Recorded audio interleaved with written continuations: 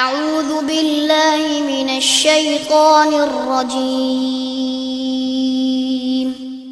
بسم الله الرحمن الرحيم من يهده الله فلا مضل له ومن يضلل فلا هادي له وأشهد أن لا إله إلا الله وحده لا شريك له وأشهد أن محمدا عبده ورسوله يا أيها الذين آمنوا اتقوا الله حق تقاته ولا تموتن إلا وأنتم مسلمون يا أيها الناس اتقوا ربكم الذي خلقكم من نفس واحدة وخلق منها زوجها وبث منهما رجالا كثيرا ونساء واتقوا الله الذي تساءلون به والأرحام إن الله كان عليكم رقيبا يا أيها الذين آمنوا اتقوا الله وقولوا قولا سديدا يصلح لكم أعمالكم ويغفر لكم ذنوبكم ومن يطع الله ورسوله فقد فاز فوزا عظيما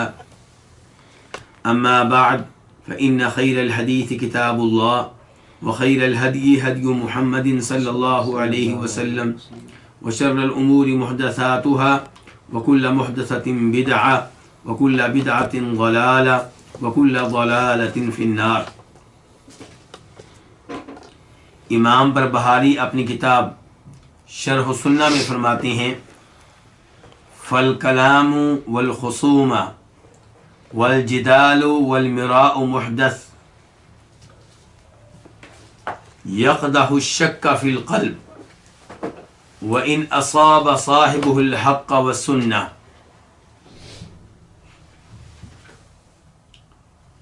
کتاب کے مؤلف امام بربہاری بار بار اس بات کی ترغیب دے چکے ہیں کہ مسلمان کو چاہیے کہ وہ متبع بن جائے، کتاب و سنت کی اتباع کرے، پیروی کرے، اور بدعات کو اپنانے سے گریز کرے، کتاب و سنت میں جو مسئلہ آ گیا اس کی تصدیق کرے، اور اس معاملے میں شک و شبہ سے، تردد سے گریز کرے، اور جو کتاب و سنت میں آیا اسے خوش دلی کے ساتھ تسلیم کر لے۔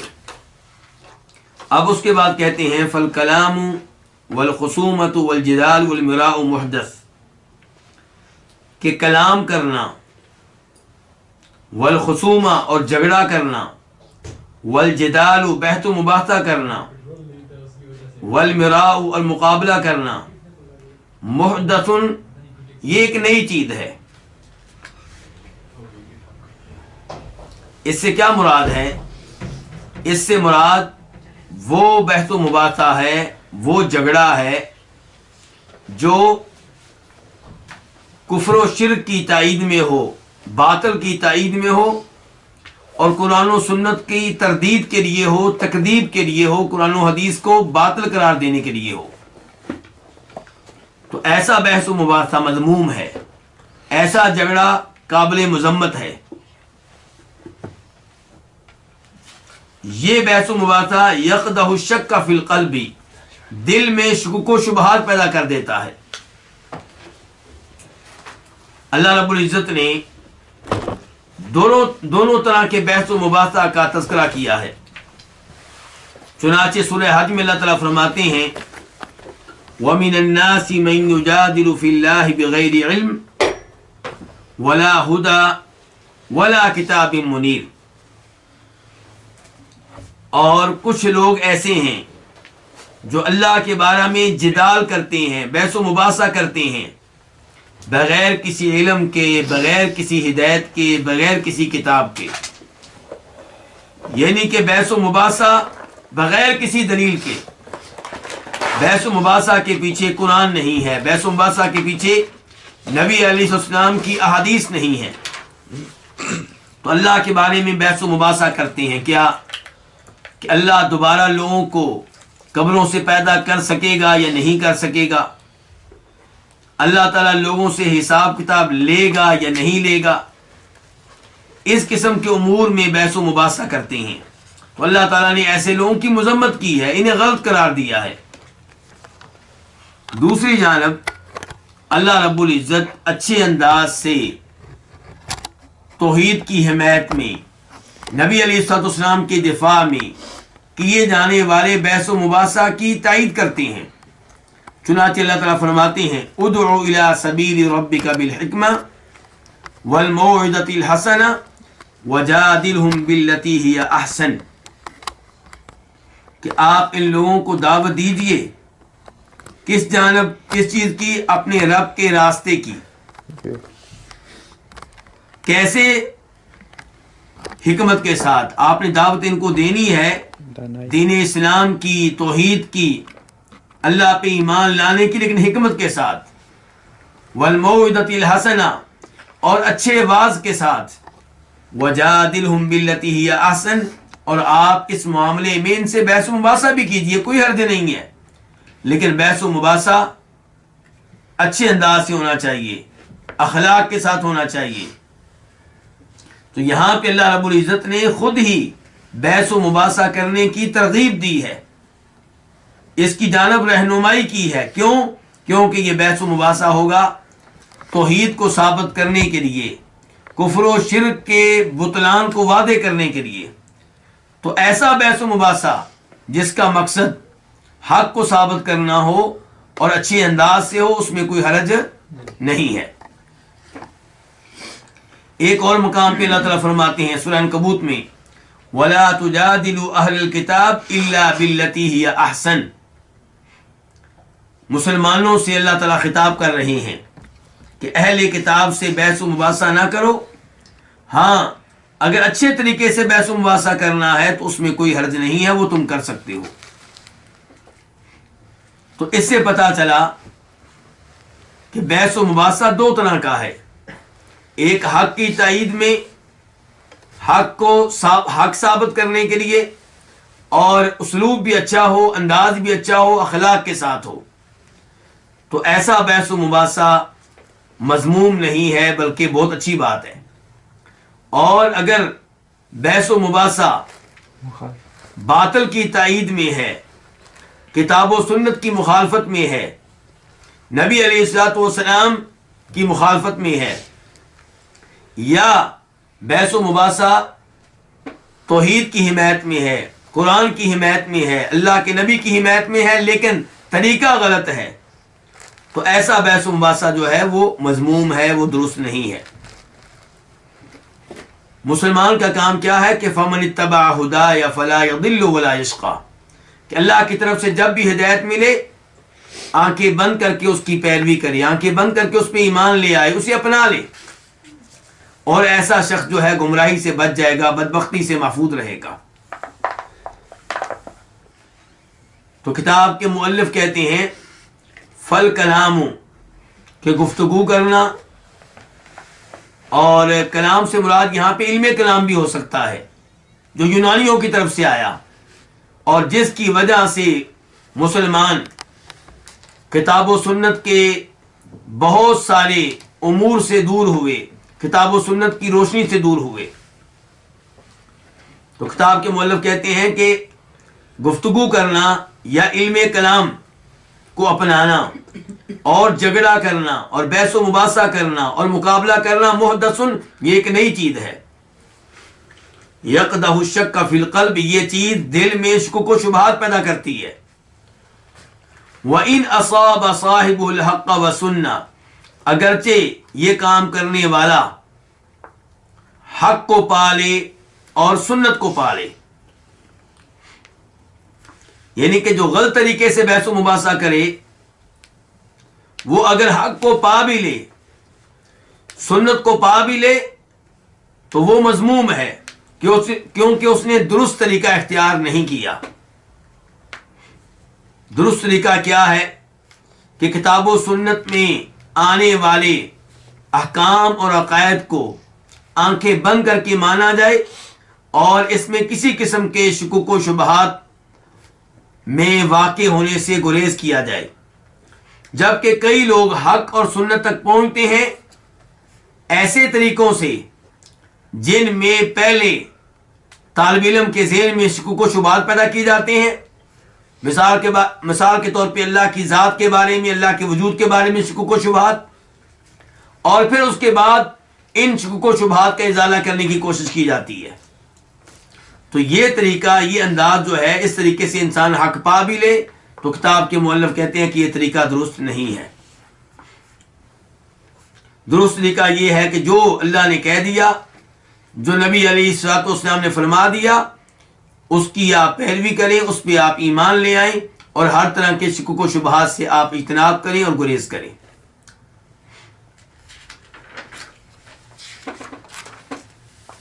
مسئلہ نمبر 13 میں امام بربہاری فرماتے ہیں وَاعْلَمْ رَحِمَكَ اللَّهُ، اللہ آپ پہ اپنی رحمتیں نازل فرمائے، آپ یہ بات جان لیں. وَاعْلَمْ، اور آپ یہ بات جان لیں، اس بات پہ یقین کریں، ان الکلام فی الرب تعالی محدث،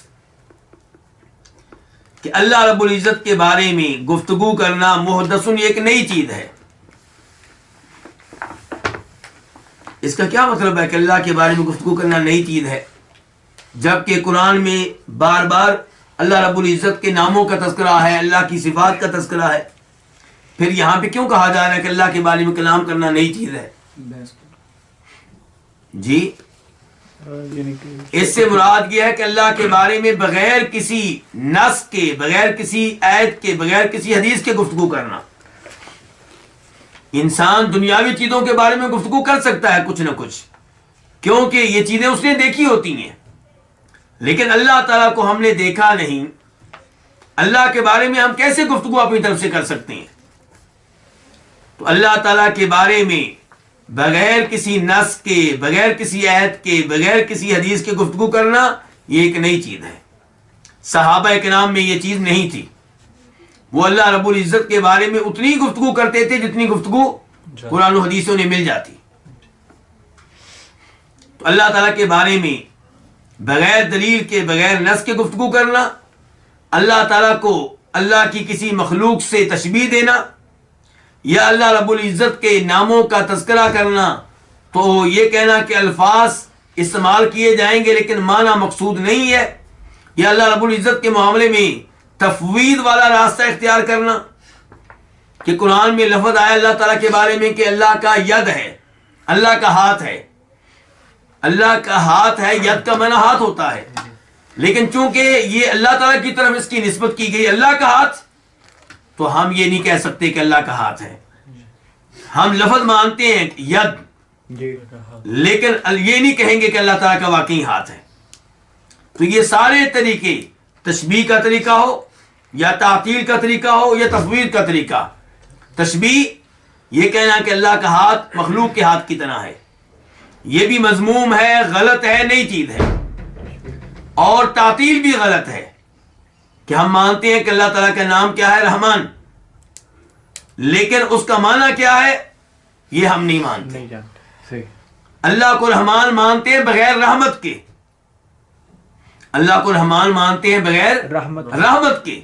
اس انداز سے اللہ کے ناموں کا تذکرہ کرنا یہ کیا ہے، تعطیل ہے. اور تفویض، ہم مانتے ہیں کہ ید کا معنی کیا ہوتا ہے، ہاتھ، لیکن جب یہ کہا جائے اللہ کا ہاتھ تو وہاں پہ ہم اللہ تعالیٰ کے لیے ہاتھ ثابت نہیں کر سکتے. وہاں پہ ہم معنی کو اللہ کے سپرد کر دیں گے، معنی کا اقرار نہیں کریں گے، بلکہ کیا کریں گے کہ یہ معاملہ اللہ کے سپرد، اللہ بہتر جانتے ہیں. تو یہ سارے طریقے جو ہیں یہ محدث نئے طریقے ہیں.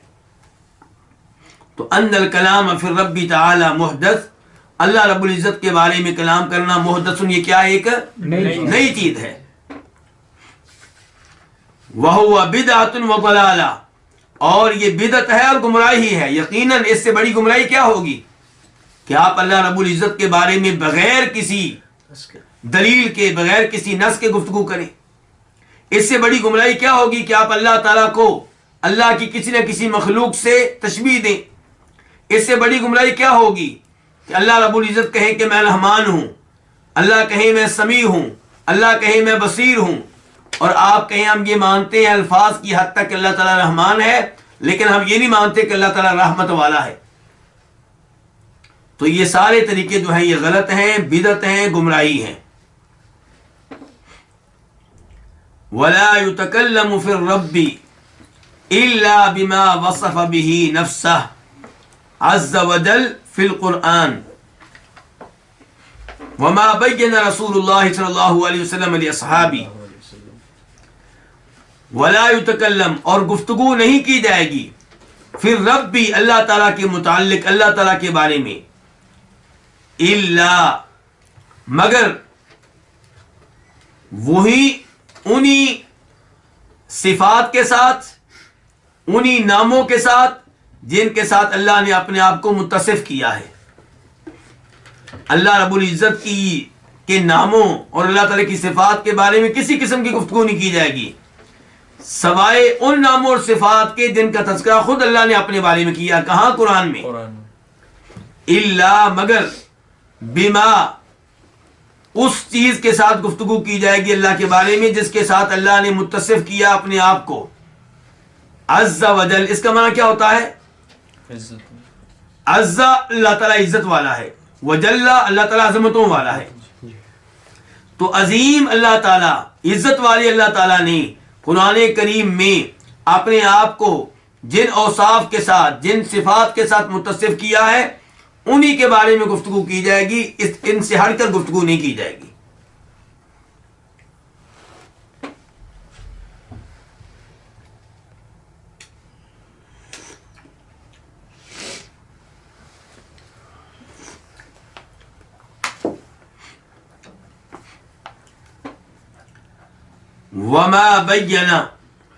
وما بینا کا تعلق اس کے ساتھ ہے ما وصفہ کے ساتھ،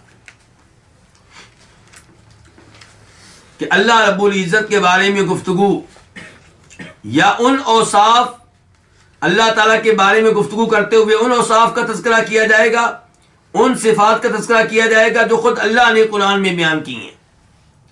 اللہ نے اپنی کئی صفات قرآن میں بیان کی ہیں۔ مثال کے طور پہ اللہ نے ذکر کیا کہ میرا کیا ہے؟ چہرہ ہے۔ اللہ نے قرآن میں اپنے ہاتھوں کا تذکرہ کیا ہے۔ اللہ رب العزت نے قرآن میں تذکرہ کیا ہے اس بات کا کہ میں سننے والا ہوں، میں دیکھنے والا ہوں۔ تو اللہ تعالیٰ کے یہ نام اور یہ صفات، ان کا تذکرہ کیا جائے گا اور انہیں اللہ کی طرف منسوب کیا جائے گا، ان سے ہٹ کر اللہ کے بارے میں گفتگو نہیں کی جائے گی۔ اور ایسے ہی جو وعدے کر دیا نبی صلی اللہ علیہ وسلم نے اپنے صحابہ کرام کے لیے، جو اللہ تعالیٰ کے اوصاف، جو اللہ کی صفات، جو اللہ کے نام نبی علیہ الصلوۃ والسلام نے ذکر کیے صحابہ کرام کے سامنے، انہیں بھی مانا جائے گا، ان پہ بھی یقین رکھا جائے گا اور ان کی نسبت بھی اللہ کی طرف کی جائے گی۔ اور اللہ کے بارے میں وہ صفات جن کا تذکرہ نہ قرآن میں آیا نہ نبی علیہ الصلوۃ والسلام کی حدیث میں آیا، ان سے گریز کیا جائے گا، ان سے دور رہا جائے گا۔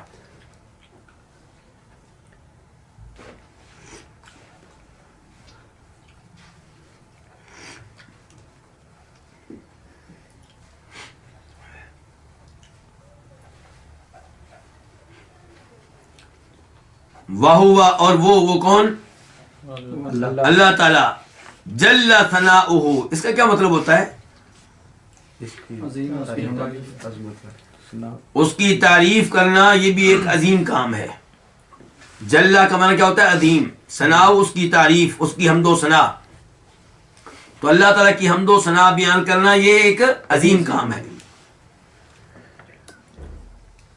وَهُوَ، اور اللہ تعالیٰ کیا ہے؟ واحد، وہ ایک ہے۔ جل ثناؤ، جو یہ الفاظ ہیں ان کو ہم کیا کہیں گے کہ یہ بریکٹ میں ہے، یہ عربی کی بریکٹ ہے۔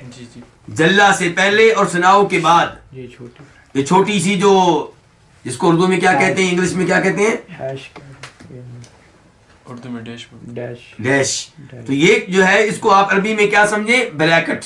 جیسے اردو میں بریکٹ ہوتی ہے، عربی کی اپنی بریکٹ ہے لیکن وہ اور معنی میں استعمال ہوتی ہے، لیکن جس معنی میں ہم اردو میں بریکٹ استعمال کرتے ہیں اس معنی میں یہ عربی کی بریکٹ ہے۔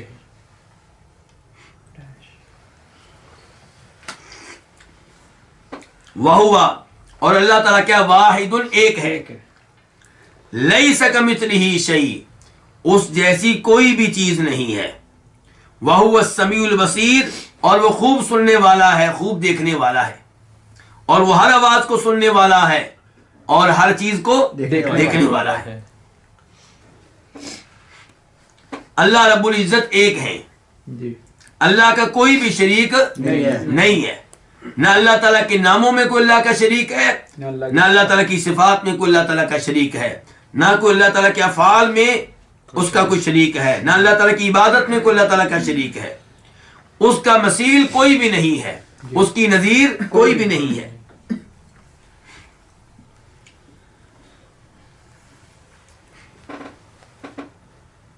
وَهُوَ السَّمِيعُ الْبَصِيرُ۔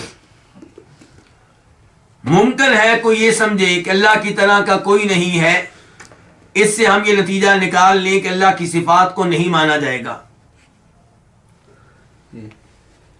کیونکہ جب ہم نے کہہ دیا کہ اللہ کی طرح کوئی چیز نہیں ہے تو اب انسان جو ہے وہ سننے والے، وہ دیکھنے والے، رحمت کرنے والے، انسانوں کے ہاتھ بھی ہیں، انسانوں کے چہرے بھی ہیں، انسانوں کی آنکھیں بھی ہیں، تو اس لیے ان چیزوں کی اللہ رب العزت سے نفی کی جائے اور یہ کہا جائے کہ اللہ کا کوئی چہرہ نہیں ہے، اللہ کا کوئی ہاتھ نہیں ہے، وجود نہیں۔ کیونکہ یہ چیزیں انسان کی ہیں، تو اگر ہم کہیں گے اللہ تعالیٰ کے بھی ہاتھ ہیں تو اللہ تعالیٰ کو ہم انسان کے ساتھ کیا دے رہے ہوں گے؟ تشبیہ دے رہے ہوں گے، اور اللہ تعالیٰ کو کسی بھی مخلوق کے ساتھ تشبیہ دینا غلط ہے۔ اللہ نے کہا لیس کمثلہ شیء، اللہ کی طرح کی کوئی چیز نہیں ہے، تو یہ استدلال غلط ہے، یہ انداز کیا ہے؟ غلط ہے۔ یعنی کہ اللہ تعالیٰ قرآن میں کہیں کہ میرے ہاتھ ہیں، اللہ کہیں کہ میں نے آدم علیہ السلام کو کیسے پیدا کیا؟ اپنے دونوں ہاتھوں سے پیدا کیا ہے۔ اللہ تعالیٰ یہ کہیں کہ تجری بأعیننا، نوح علیہ السلام کی کشتی چل رہی تھی ہماری آنکھوں کے سامنے۔ اللہ تعالیٰ کہیں وَلِتُصْنَعَ عَلَىٰ عَيْنِي، کہ موسیٰ علیہ السلام پلے ہیں، بڑے ہیں، جوان ہوئے ہماری آنکھوں کے سامنے، اور ہم کہیں کہ اللہ تعالیٰ کی آنکھیں نہیں ہیں۔ اللہ تعالیٰ کہیں وَيَبْقَى وَجْهُ رَبِّكَ ذُو الْجَلَالِ وَالْإِكْرَامِ، اللہ رب العزت کا چہرہ ہمیشہ رہے گا، تو ہم کہیں کہ اللہ کا چہرہ نہیں ہے، کیونکہ اللہ نے کہا لیس کمثلہ شیء، کہ اللہ کی طرح کی کوئی چیز نہیں ہے۔ تو یہ جو طریقہ ہے دلائل اخذ کرنے کا، مسئلہ اخذ کرنے کا، یہ درست نہیں ہے۔ تو اللہ تعالیٰ نے اس کی نفی اسی آیت میں کر دی، یہ سورہ شورى کی آیت نمبر 11 ہے۔ اللہ تعالیٰ کہہ رہے ہیں میری طرح کا کوئی نہیں ہے، اور یاد رکھو کہ میں سننے والا بھی ہوں، دیکھنے والا بھی ہوں۔ اب انسان بھی سننے والا ہے، انسان بھی دیکھنے والا ہے، تو اب کیا کہیں گے؟ اللہ کو سننے والا مانا جائے یا نہ مانا جائے؟ اللہ تعالیٰ کو دیکھنے والا مانا جائے یا نہ مانا جائے؟ مانا جائے تو انسان بھی سننے والا ہے، انسان بھی دیکھنے والا ہے، تو تشبیہ لازم آئے گی، تشبیہ کے بغیر جیسے اللہ کی شان کی۔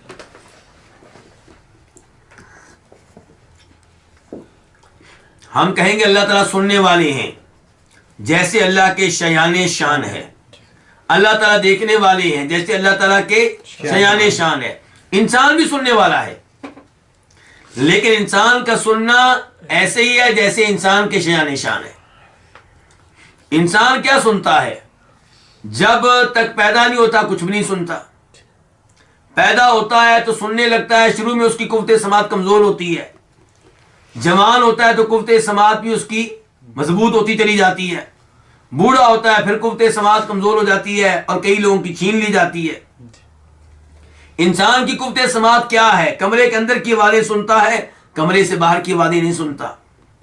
انسان کی قوت سماعت کیا ہے؟ کہ ایک وقت میں ایک آدمی کی بات کو سن سکتا ہے، زیادہ لوگوں کی آوازوں کو سن نہیں سکتا، دو تین کی سن بھی لے تو سمجھ نہیں سکتا۔ یہ ہے انسان کی قوت سماعت۔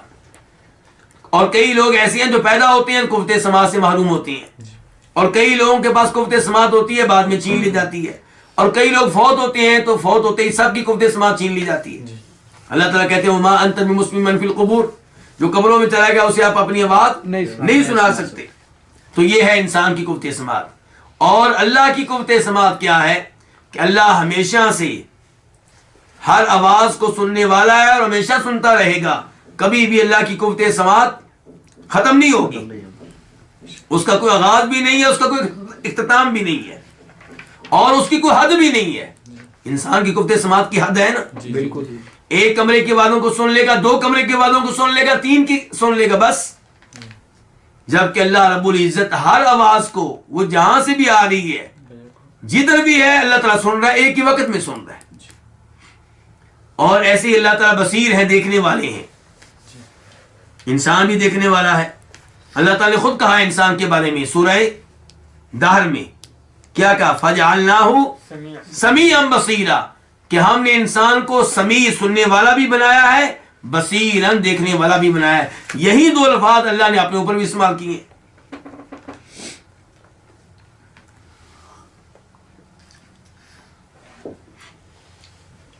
تو اللہ تعالیٰ بھی دیکھنے والے، انسان بھی دیکھنے والا. انسان کی قوت بصارت بھی کیا ہے؟ کمزور ہے اور ابدار. کمزور ہے، محدود ہے.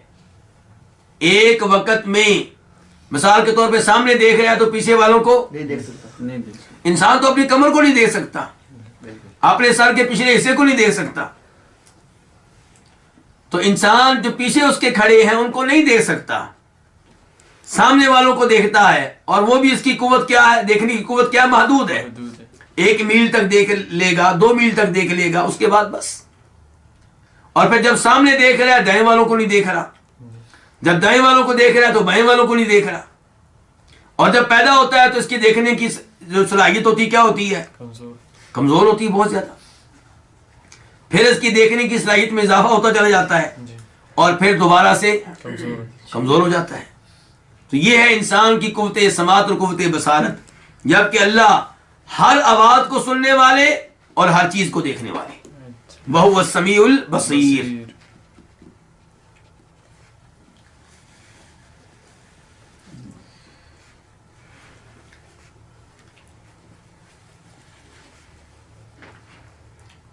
یہ جو ہم نے پڑھا ہے اس کا ترجمہ ایک دفعہ پھر سن لیجئے. وَاعْلَمْ، اور جان لیں، رحمک اللہ، اللہ آپ پہ اپنی رحمتیں نازل فرمائے، ان الکلام فی الرب تعالی محدث، کہ بے شک اللہ تعالیٰ کے بارے میں، رب تعالیٰ کے بارے میں گفتگو کرنا محدث ایک نئی چیز ہے. وَهُوَ بِدْعَةٌ وَضَلَالَةٌ، اور یہ بدعت بھی ہے، گمراہی بھی ہے. وَلَا يُتَكَلَّمُ فِي الرَّبِّ، رب تعالیٰ کے بارے میں گفتگو نہیں کی جائے گی، کلام نہیں کیا جائے گا مگر انہی امور کے ساتھ جن امور کے ساتھ اس نے اپنے آپ کو متصف کیا ہے قرآن کریم میں، اور جو بیان کیا ہے اللہ کے رسول علیہ الصلوۃ والسلام نے لصحابی اپنے صحابہ کے لیے، اپنے ساتھیوں کے لیے. وَهُوَ، اور اللہ تعالیٰ واحد ایک ہے، لیس کمثلہ شیء، اللہ نے قرآن میں کہا ہے کہ نہیں ہے اس جیسی کوئی بھی چیز، اللہ کی طرح کا کوئی بھی نہیں ہے. وَهُوَ السَّمِيعُ الْبَصِيرُ، اور وہ خوب سننے والا ہے، خوب دیکھنے والا ہے. سورہ شورى آیت نمبر 11. اس کے بعد کہتے ہیں کتاب کے مؤلف امام بربہاری، ربنا اول بلا متا، ہمارا رب کیا ہے؟ سب سے پہلا ہے، سب سے پہلا ہے، بلا متا، بغیر کب کے. کیا مطلب؟ بغیر ابتدا کے. یعنی کہ یہ سوال ہی پیدا نہیں ہوتا اللہ کے بارے میں کہ اللہ کب سے ہے. ازل سے. آپ یہ سوال کریں گے امریکہ کب سے ہے جی، آپ سوال کریں گے کعبہ شریف کب سے بنا ہے جی، آپ یہ سوال کریں گے مثال کے طور پہ ہندوستان کب سے ہے. دریاؤں پہاڑوں کے بارے میں ایسے سوال ہو سکتے ہیں، لیکن اللہ کے بارے میں متا، عربی میں متا، اردو میں کیا؟ کب. یہ سوال نہیں ہوگا کہ اللہ کب سے ہے. تو ربنا، ہمارا رب، اولو، سب سے پہلے ہے، بلا متا، بغیر کب کے، یعنی کہ بغیر کسی ابتدا کے. وآخر بلا منتہا، اور ہمارا رب سب سے آخر میں ہے، بلا منتہا، بغیر کسی انتہا کے. اصل میں کتاب کے مؤلف جو ہیں وہ وزن بنانا چاہ رہے ہیں. آپ دیکھ رہے ہیں، ربنا اول بلا متا وآخر بلا منتہا یعلم السر واخفى وهو على عرشه استوى. تو یہ جو وزن بنایا ہے نا، اس لیے ان کو یہ متا لانا پڑا ہے، ورنہ آسان لفظ کیا تھا کہ ربنا اول بلا ابتدا، یا بلا بدایا، یعنی کہ اللہ رب العزت سب سے پہلے ہے لیکن بغیر کسی ابتدا کے، کوئی آغاز اس کا نہیں ہے. وآخر، اللہ تعالیٰ سب سے آخر میں ہے، بلا منتہا، بغیر کسی اختتام کے، بغیر کسی انتہا کے. یہ جو عقیدہ بیان کیا ہے کتاب کے مؤلف نے، اور کتاب کے مؤلف کون ہے جی؟ امام بربہاری. امام بربہاری. یہ جو عقیدہ بیان کیا ہے اس کی دلیل کیا ہے، کہاں سے لیا ہے؟ کیونکہ عقیدے کے متعلق گفتگو اپنی طرف سے تو نہیں ہو سکتی. تو اللہ تعالیٰ فرماتے ہیں سورہ حدید میں آیت نمبر 3، هو الاول والآخر والظاہر والباطن. اللہ تعالیٰ ہی اول ہے، اللہ تعالیٰ ہی کیا ہے؟ آخر ہے. اور اس کی تفسیر کرتے ہیں نبی صلی اللہ علیہ وسلم.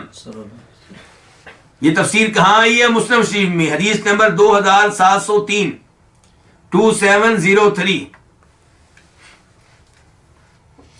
نبی صلی اللہ علیہ وسلم دعا سکھا رہے ہیں جو رات کو سونے سے پہلے پڑھی جائے گی. اس دعا میں آپ کہتے ہیں اللہم انت الاول فلیس قبلک شیء. اے اللہ تو اول ہے، یعنی کہ تجھ سے پہلے کچھ نہیں تھا،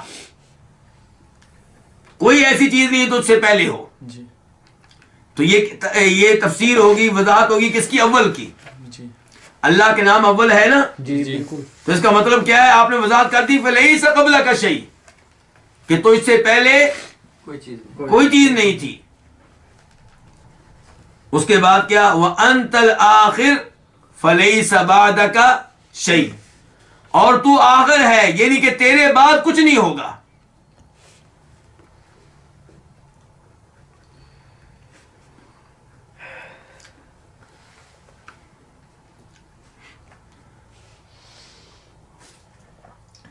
انسان اپنی محدود عقل کے ساتھ کیا سوچتا ہے؟ انسان کی محدود عقل یہ کہتی ہے کہ ہر چیز کی کوئی نہ کوئی ابتدا ہونی چاہیے اور کوئی نہ کوئی انتہا. بالکل. لیکن آپ اپنی یہ عقل استعمال کریں اپنے جیسے لوگوں پہ، جی خالق کے اوپر یہ استعمال نہ کریں.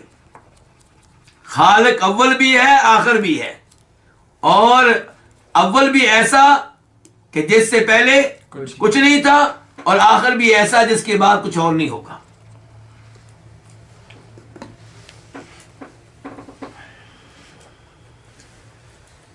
اس کے بعد کتاب کے مؤلف کہتے ہیں یعلم السر و اخفا، وہ جانتا ہے کس کو؟ پوشیدہ کو اور اعلانیہ کو. پوشیدہ چیزوں کو، و اخفا، اور مخفی چیزوں کو. یعنی کہ جو چیزیں پوشیدہ اور مخفی نہیں ہیں انہیں تو انسان بھی جانتا ہے، جی اللہ ان کو بھی جانتا ہے جو چیزیں کیا ہیں؟ پوشیدہ اور مخفی ہیں. مخفی. یہ عقیدہ کہاں سے لیا جی؟ کتاب کے مؤلف نے. اللہ تعالیٰ فرماتے ہیں سورہ آل عمران میں ان اللہ لا يخفى علیہ شیء فی الارض ولا فی السماء وهو السمیع العلیم، کہ کوئی بھی ایسی چیز نہیں ہے جو اللہ سے مخفی اور پوشیدہ ہو. نہ آسمانوں میں ایسی کوئی چیز ہے، نہ پوری زمین میں کوئی ایسی چیز موجود ہے. اور میرا اور آپ کا کیا حال ہے؟ ہمیں اپنے گھر کی چیزوں کا علم نہیں ہوتا. ہم اپنے گھر میں ہی کئی چیزیں تلاش کر رہے ہوتے ہیں، مل نہیں، پتہ نہیں کہاں چلی گئی. ابھی میں نے ادھر دیکھی تھی، ہمارے ایک بیگ میں جو اوراق ہوتے ہیں ہمیں ان کا علم نہیں ہوتا. ہماری جیب میں جو پیسے ہوتے ہیں کئی دفعہ ہمیں ان کا علم نہیں ہوتا. ہمیں یہ علم نہیں ہے کہ ہمارے سر کے اوپر کتنے بال ہیں. ہمیں یہ نہیں پتا کہ ہماری کمر کے اوپر کیا کچھ ہے. جبکہ اللہ رب العزت یعلم السر و اخفا، اللہ تعالیٰ پوشیدہ چیزوں کا بھی علم رکھتے ہیں. مخفی. تو پوشیدہ چیزیں اللہ کے لحاظ سے کوئی چیز پوشیدہ ہے جی؟ نہیں. یہ کہ وہ چیزیں جو میرے اور آپ کے لحاظ سے پوشیدہ ہیں، مخلوق کے لحاظ سے پوشیدہ ہیں، اللہ کے لحاظ سے کوئی چیز پوشیدہ نہیں ہے. اللہ کے لحاظ سے کوئی چیز مخفی نہیں ہے، لیکن وہ چیزیں جو میرے اور آپ کے لحاظ سے پوشیدہ اور مخفی ہیں اللہ تعالیٰ انہیں بھی جانتے ہیں.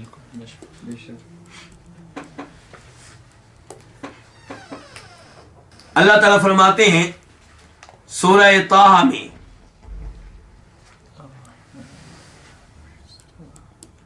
وَإِن تَجْهَرْ بِالْقَوْلِ فَإِنَّهُ يَعْلَمُ السِّرَّ وَأَخْفَى.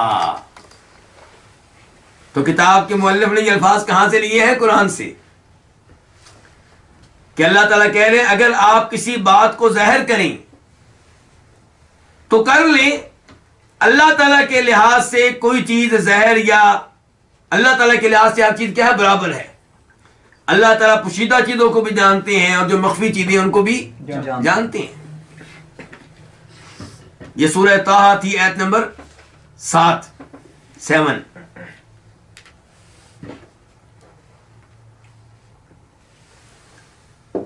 وَهُوَ عَلَىٰ عَرْشِهِ اسْتَوَىٰ. اللہ تعالیٰ کہاں مستوی ہیں؟ اپنے عرش پہ.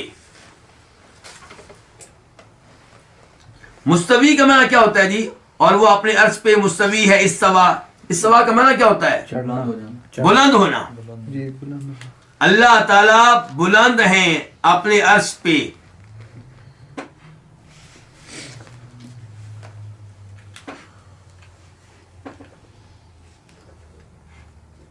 اور اللہ کا عرش جو ہے یہ کتنی بڑی مخلوق ہوگا؟ سب کائنات سے سب سے بڑی.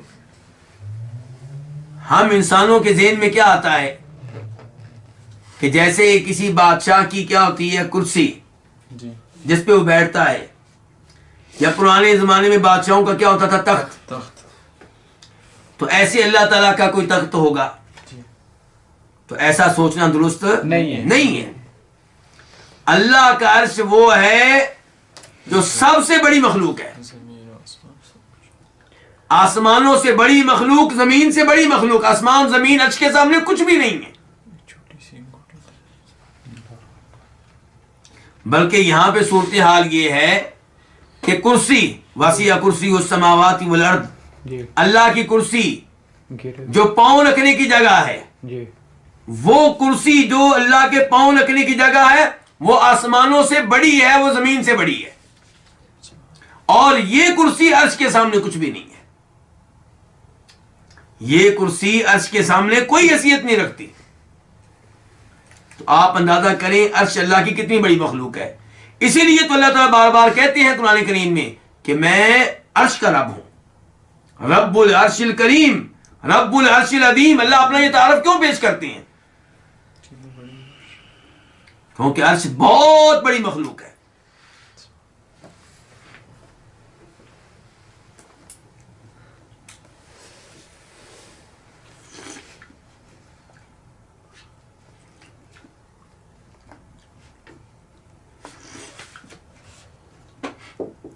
اور اللہ تعالیٰ عرش پہ مستوی ہیں، عرش کے اوپر ہیں.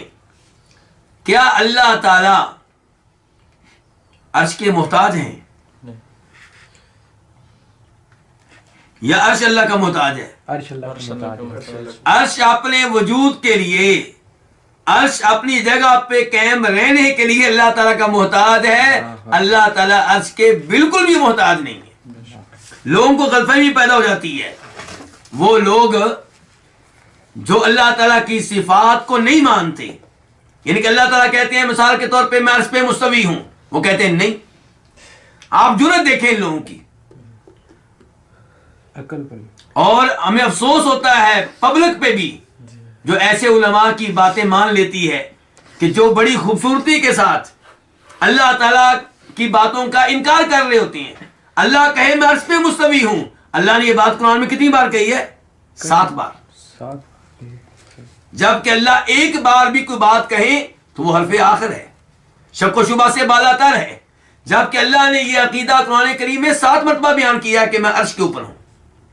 ایک ہے یہ عقیدہ کہ اللہ اوپر ہیں، یہ تو اللہ نے بار بار بیان کیا ہے. ایک ہے کہ عرش کے اوپر ہوں، یہ عقیدہ بھی اللہ نے 7 بار بیان کیا ہے. مثال کے طور پہ سورہ طٰہٰ الرحمن علی العرش استویٰ. اللہ تعالیٰ کہتے ہیں کہ رحمان عرش پہ مستوی ہے، یعنی کہ عرش سے اوپر ہے. اور اللہ تعالیٰ کہتے ہیں سورہ اعراف میں ان ربکم اللہ الذی خلق السماوات والارض فی 6 ایام ثم استوى على العرش. کہ تمہارا رب وہ اللہ ہے جس نے کیا پیدا کیا؟ آسمان و زمین آسمان و زمین کو، اور پھر وہ عرش پہ مستوی ہوا. 6 دنوں جی. پھر عرش پہ مستوی ہوا. یہ چیز ان لوگوں سے ہضم نہیں ہوتی. یہ الٹے سوال شروع کر دیتے ہیں، اچھا پہلے کہاں تھا؟ اور کبھی یہ یعنی کہ کہہ رہے ہوتے ہیں آپ یہ بتائیں عرش بڑا ہے کہ اللہ بڑا؟ اللہ کے لیے مکان سے جب اللہ تعالیٰ بڑے ہیں تو اللہ پہ عرش پہ کیسے مستوی ہیں؟ اس قسم کی فضول باتیں کی جائیں گی اللہ تعالیٰ کی بیان کردہ عقیدے کو رد کرنے کے لیے، ریجیکٹ کرنے کے لیے. بھئی جب اللہ نے کہہ دیا میں عرش پہ مستوی ہوں، تم کون ہوتے ہو اس کا انکار کرنے والے؟ تمہیں کس نے یہ حق دیا؟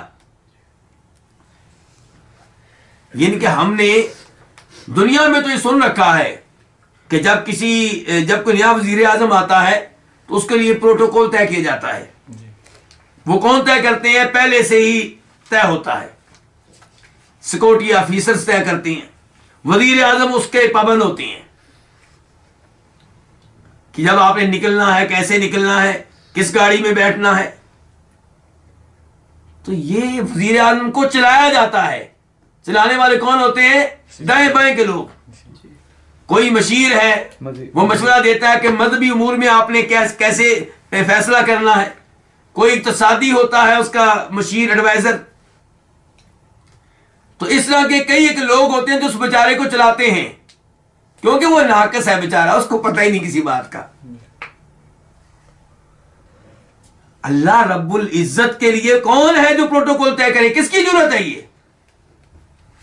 یعنی کہ آپ طے کریں گے یہ کہ اللہ عرش پہ مستوی ہوا یا نہیں ہوا؟ آپ کون ہوتے ہیں؟ جب وہ خود فرمائے، اس کے نبی یہ بتائیں علیہ الصلوۃ والسلام، اللہ کے نبی یہ بتائیں کہ اللہ تعالیٰ عرش پہ مستوی ہے، آپ کون ہوتے ہیں انکار کرنے والے؟ جو عقیدہ اللہ تعالیٰ کا، جو عقیدہ نبی علیہ الصلوۃ والسلام کا، جو عقیدہ صحابہ کرام کا، آپ کون ہوتے ہیں اسے ریجیکٹ کرنے والے؟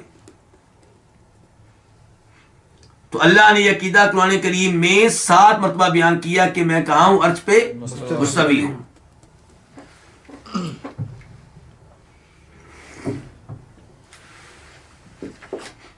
اچھا اللہ تعالیٰ عرش پہ کیسے مستوی ہے؟ کیسے کا سوال نہیں کیا جائے گا. اس کی وضاحت آگے چل کر آنے والی ہے، لیکن میں یہاں پہ بیان کر دوں کہ امام مالک رحمہ اللہ کے پاس کوئی آدمی آیا، کہنے لگا جی قرآن حکیم میں آیا کہ اللہ تعالیٰ عرش پہ مستوی ہیں، تو یہ استوا اللہ تعالیٰ عرش پہ کیسے مستوی ہے؟ کیسے؟ سوال یہ نہیں ہوا کہ استوا کا معنی کیا ہے.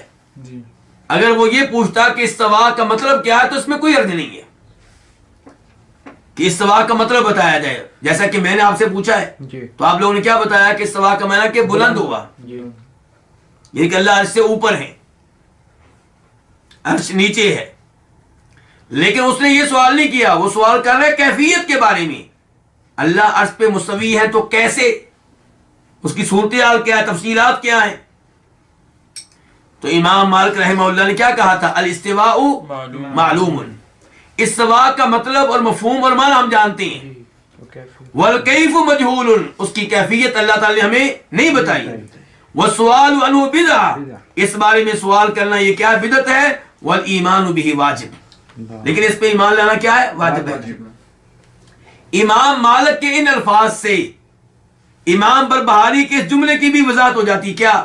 کہ ان الکلام فی الرب تعالی محدث، اللہ تعالیٰ کے بارے میں کلام کرنا بدعت ہے، یہ نئی چیز ہے.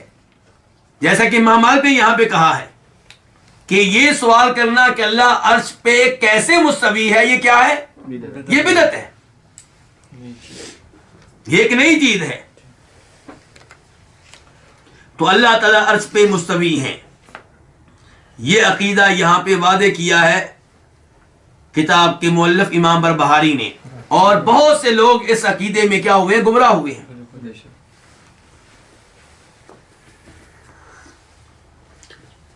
اس عقیدے سے بھاگنے کے لیے لوگوں نے عجیب و غریب حرکتیں کی ہیں، عجیب و غریب تعویلوں سے کام لیا ہے. مثال کے طور پہ یہ تعویل کی گئی کہ استوا استولا کے معنی میں ہے، استوا کس معنی میں ہے؟ استوا کا معنی کیا؟ بلند ہوا، استولا غالب ہو گیا. یعنی کہ وہ کہتے ہیں یہ مطلب نہیں ہے کہ اللہ عرش پہ مستوی ہے، مطلب یہ کہ اللہ عرش پہ غالب آ گئے.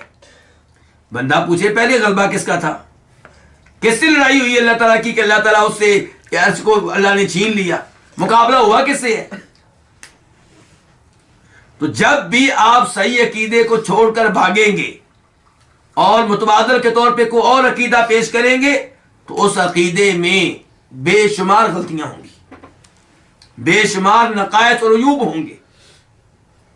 تو صحیح عقیدہ وہی ہے جو قرآن نے بتا دیا. اگر استوا کا معنی ہوتا ہے استولا تو اللہ رب العزت اس کی وضاحت فرماتے، یا نبی علیہ السلام اس کی وضاحت کر دیتے جن کی ذمہ داری تھی قرآن کی تفسیر کرنا، یا صحابہ کرام یہ وضاحت کرتے. یہ سمجھ آئی تو ان کو سمجھ آئی، ان معتزلیوں کو، ان جہمیوں کو جو متاثر ہیں یونان کے فلسفے سے، جو متاثر ہیں علم کلام اور منطق سے.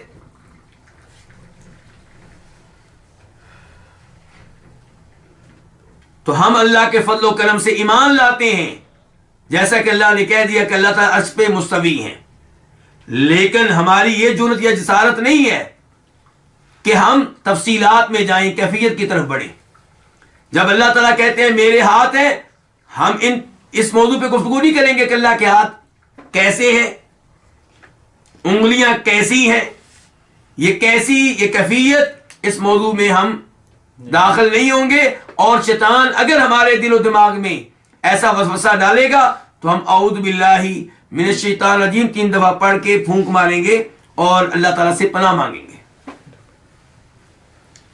وَعِلْمُهُ بِكُلِّ مَكَانٍ، اللہ تعالیٰ کا علم کہاں پہ ہے جی؟ ہر جگہ. اللہ تعالیٰ کا علم ہر جگہ پہ ہے، یعنی کہ اللہ خود کہاں ہے؟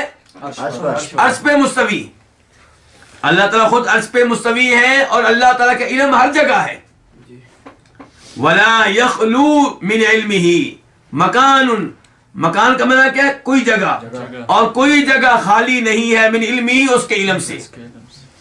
کوئی ایسی جگہ نہیں ہے اس زمین پہ، آسمانوں پہ، کہیں پہ بھی جس کے بارے میں اللہ کے پاس علم نہ ہو، جو اللہ تعالیٰ کے علم سے باہر ہو. ایسی کوئی جگہ نہیں ہے.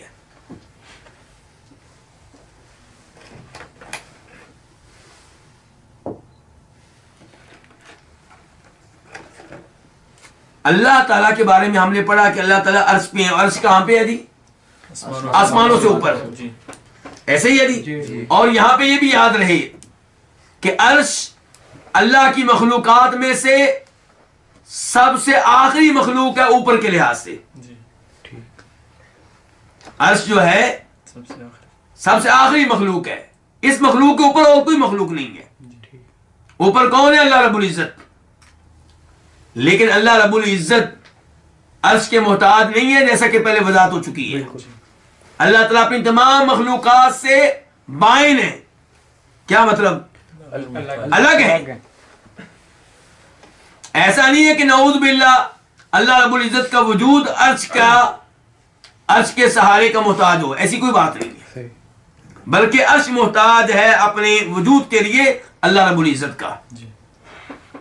لیکن یہ پتہ چل کہ اللہ اوپر ہے. اب اللہ تعالیٰ کا علم اوپر ہونے کے باوجود ہر جگہ ہے، یعنی کہ اللہ اوپر ہونے کے باوجود ہر چیز کے بارے میں علم رکھتے ہیں، ہر آواز کو سن رہے ہیں، ہر ایک اللہ کی قدرت میں ہے، ہر ایک اللہ کے کنٹرول میں ہے، ہر ایک اللہ نے احاطہ کر رکھا ہے. تو وَعِلْمُهُ بِكُلِّ مَكَانٍ، اللہ کا علم کہاں پہ ہے؟ ہر جگہ. اور اس کے علم سے کوئی بھی جگہ خالی نہیں ہے.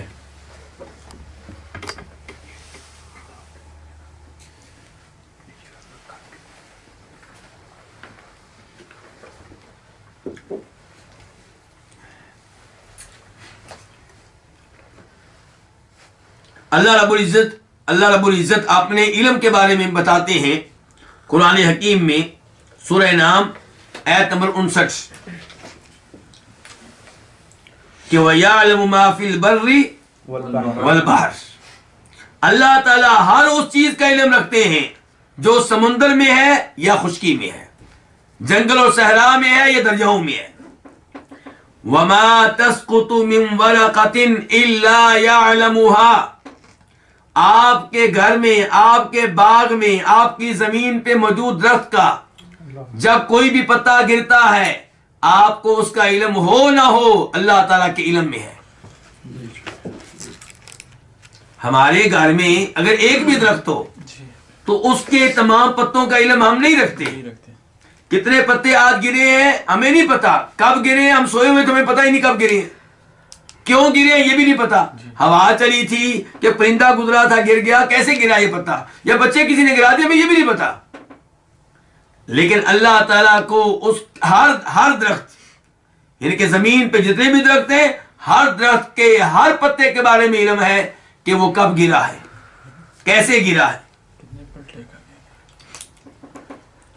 ولا حبۃ فی ظلمات الارض، کسان زمین میں دانا بوتا ہے، اس کے بعد بیچارے کو کچھ پتا نہیں کہ دانے کے اوپر کیا گزر رہی ہے، دانے کے ساتھ کیا ہو رہا ہے۔ اللہ پہ امیدیں، اللہ سے دعائیں کرتا ہے یا اللہ فصل میری اچھی ہوگی، لیکن اللہ تعالی زمین کی تاریکی میں موجود ایک ایک دانے کے بارے میں علم رکھتے ہیں۔ بے شک۔ ولا رطب ولا یابس الا فی کتاب مبین، علم تو بہت بڑی بات ہے۔ کوئی بھی چیز ہو، خشک ہو یا تر، اللہ نے ایک ایک چیز کو نوٹ کر رکھا ہے، صرف علم نہیں ہے، ایک ایک چیز لکھی ہوئی ہے، کس میں؟ لوح محفوظ میں۔ یہ ہے اللہ رب العزت کا علم۔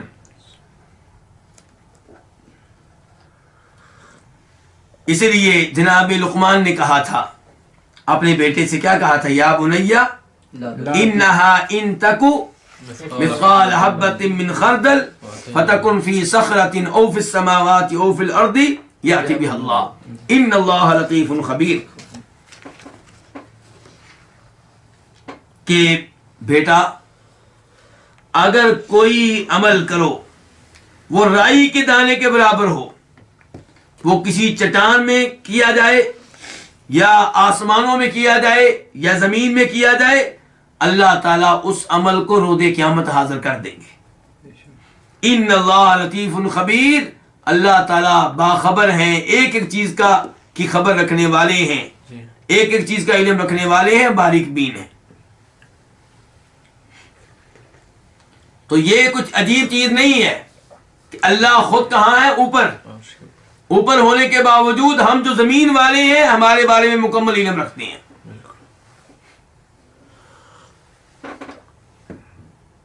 آپ اللہ تعالیٰ کی ادنا سی مخلوق چاند کی طرف دیکھ لیں، چاند کہاں ہے جی؟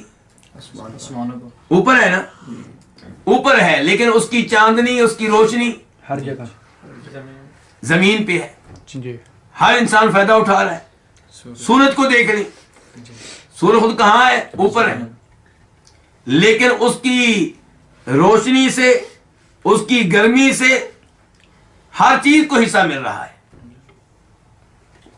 تو یہ اللہ تعالیٰ کی دو ادنا مخلوقات ہیں۔ تو اللہ رب العزت تو خالق ہے، ہر چیز پہ قادر ہے۔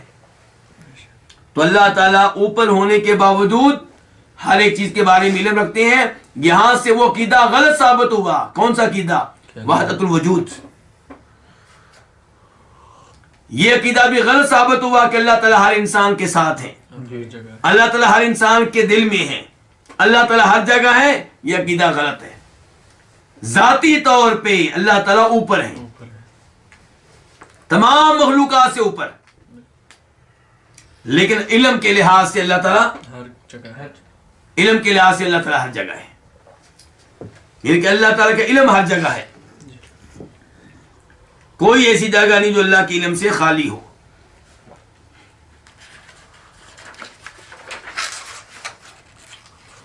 اس کے بعد امام بربہاری کہتے ہیں مسئلہ نمبر 14 میں، وَلَا يَقُولُ فِي صِفَاتِ الرَّبِّ تَعَالَى كَيْفَ وَلِمَا إِلَّا شَاكٌ فِي اللَّهِ تَبَارَكَ وَتَعَالَى،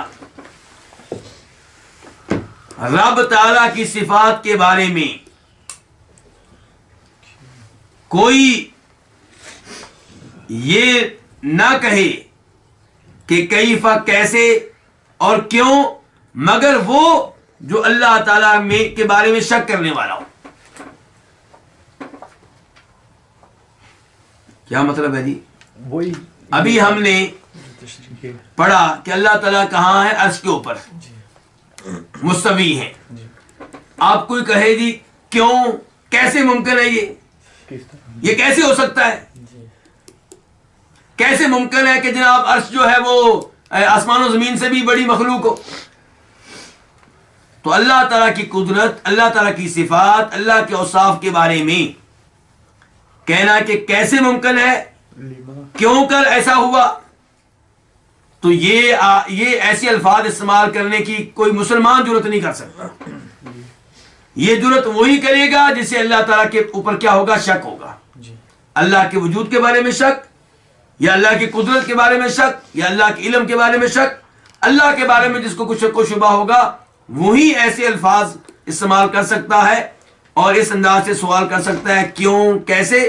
اور جو مسلمان ہے، ماننے والا ہے، اللہ کے سامنے جھک جانے والا ہے، وہ تو کہتا ہے اسلمت لرب العالمین، کہ جو اللہ نے کہہ دیا وہ حرف آخر ہے، میں نے مان لیا. تو ولا یقولو، اور نہ کہے فی صفات رب تعالی، رب تعالی کی صفات کے بارے میں، رب تعالی کے اوصاف کے بارے میں کیا نہ کہے؟ کیفا کیسے، ولیما اور کیوں، مگر وہ جو اللہ تعالی کے بارے میں شک کرنے والا ہو. تبارکا، اس کا معنی کیا ہے؟ برکتوں والا. اللہ تعالیٰ کون ہے؟ تبارکا، برکتوں والی، وتعالی، بلندیوں والے. جب ہم کہتے ہیں اللہ تبارک و تعالی، اس کا مطلب ہے کہ اللہ برکتوں والے اور بلندیوں والے، یعنی کہ اللہ بلند اوپر ہے. تو اللہ تعالی بلند ہیں، ذاتی طور پہ بھی اوپر ہے، شان کے لحاظ سے بھی اللہ بلند ہے، مقام کے لحاظ سے بھی بلند ہے. کئی لوگ کہتے ہیں شان کے لحاظ سے اللہ تعالیٰ کو ہم بلند مانتے ہیں لیکن ذاتی طور پہ نہیں. تو یہ عقیدہ ان کا کیا ہے؟ غلط ہے.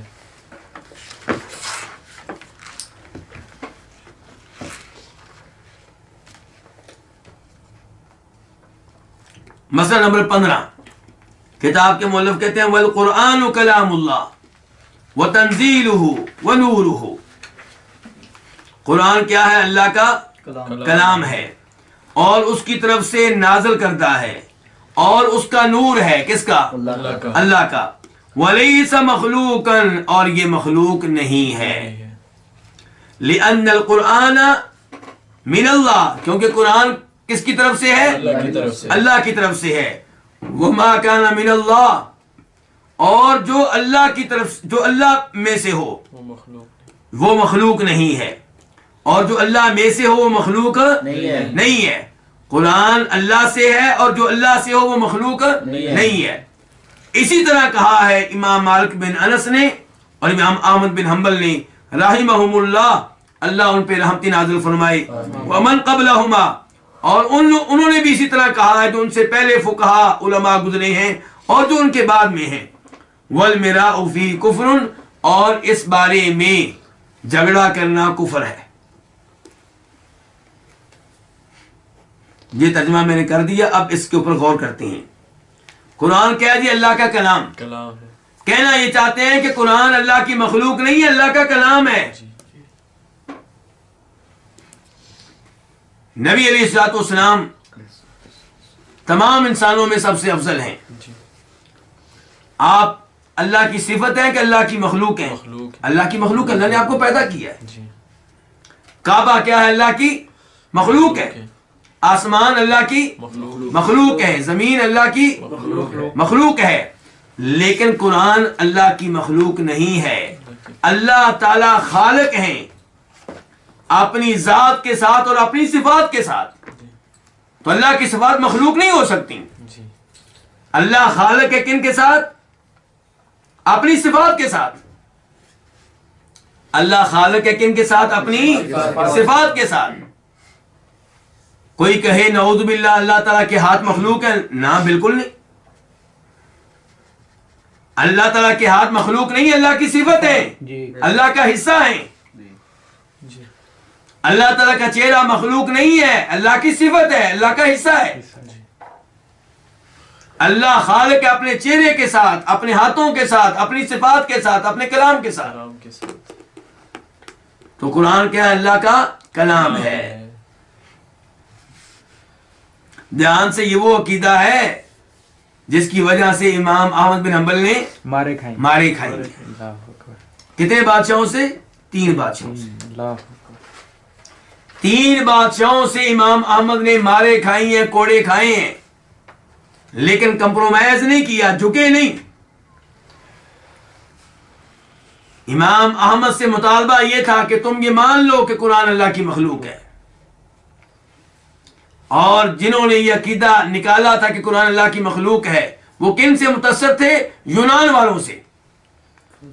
آج ہمارا پڑھا لکھا طبقہ فخریہ طور پہ کہتا ہے کہ جناب مسلمانوں نے بہت آغاز میں ہی ترجمہ کے اوپر توجہ دی اور انہوں نے یونان کی کتب کا ترجمہ کیا عربی زبان میں اور علم کی بہت بڑی خدمت کی.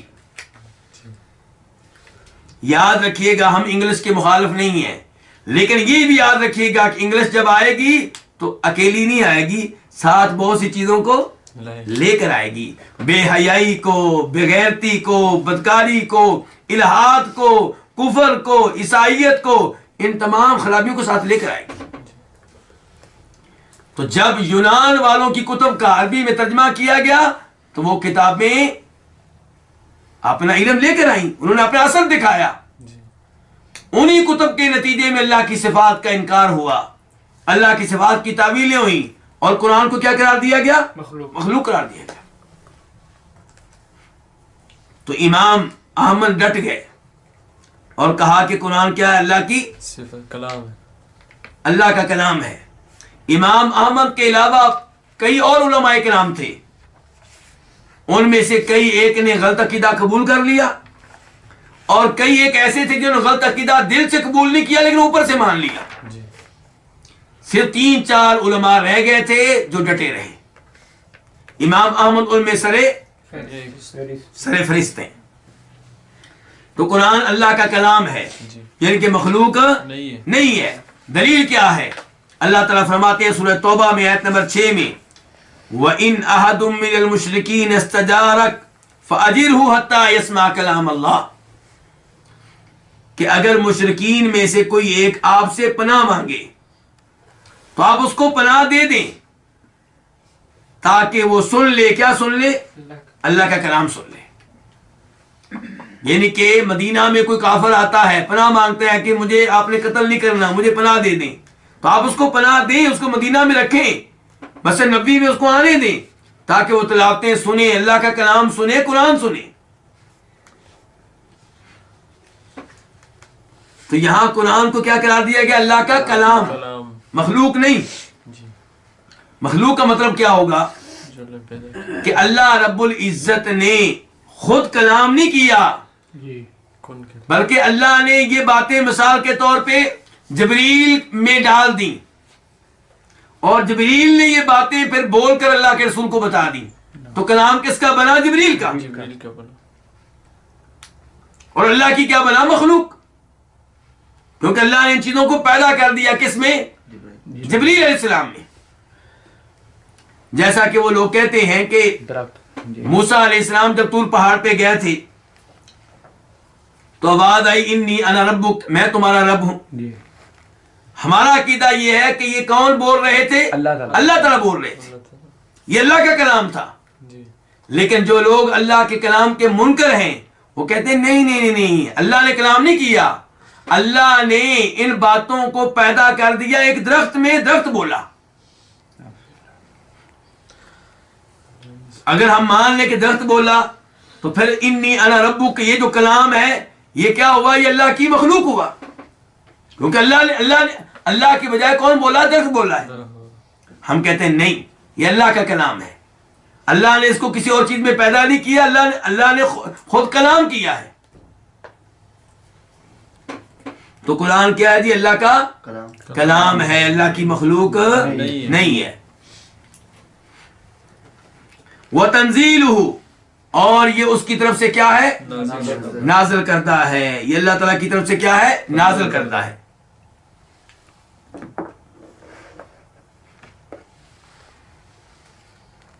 چنانچہ اللہ تعالیٰ فرماتے ہیں قرآن حکیم میں سورہ ہجر میں آیت نمبر 9 میں اِنَّا نَحْنُ نَزَّلْنَا الذِّكْرَ، ہم نے اتارا ہے.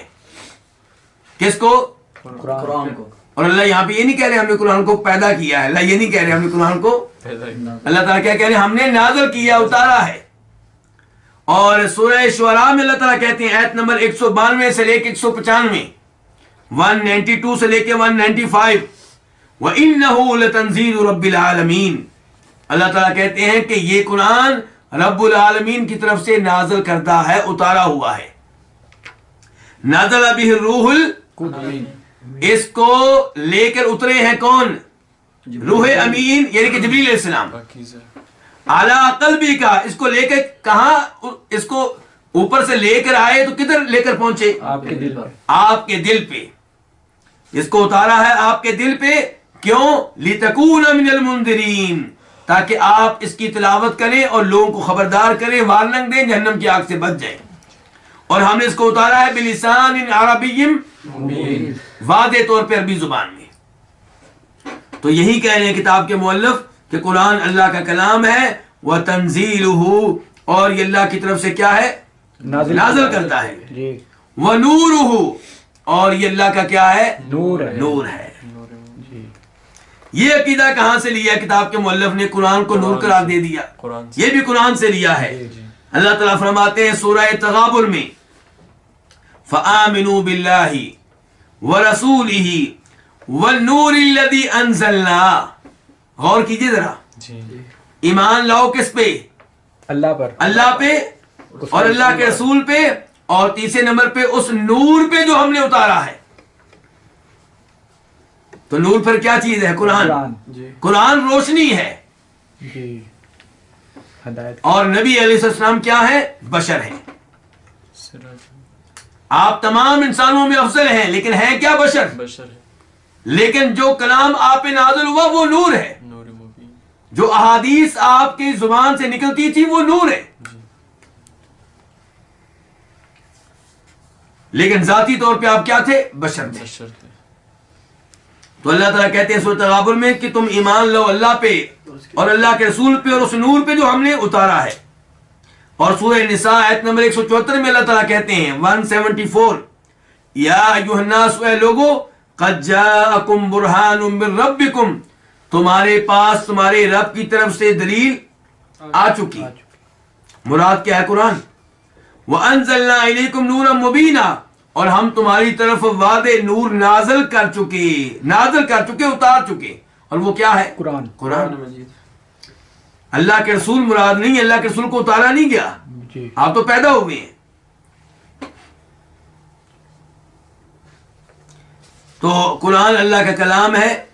وَتَنزِيلُهُ، اور اللہ کی طرف سے نازل کردہ ہے. وَنُورُهُ، اور یہ اللہ کا کیا ہے؟ نور ہے. نور ہے. وَلَيْسَ مَخْلُوقًا، یہ مخلوق نہیں ہے. نہیں ہے. قرآن مخلوق نہیں نہیں ہے.